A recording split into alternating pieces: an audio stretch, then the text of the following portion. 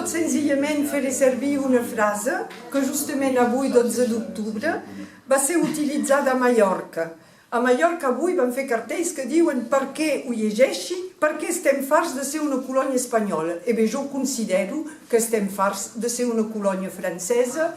El meu pare ja ho deia fa 50 anys o més, doncs el discurs és sempre el mateix perquè les opressions que patim aquí són les mateixes, és una opressió nacional, estem amenaçats per desaparèixer, tant pel que fa la nostra llengua com la nostra identitat, no sols el nostre nom, i necessitem doncs entitats que defensen unes institucions veritablement catalanes. A València també manifesten aquests dies pel dret a decidir del País Valencià. Donc nosaltres manifestem pel dret a decidir dels catalans del nord, com en els altres països catalans, homes i dones majors i adults, i volem definir nosaltres mateixos el nostre destí. Acabem de veure com encara se'n van reduir les terres agrícoles al país, vull dir, és un desastre econòmic, un atur a no poder més, sem el departament francès que no compta,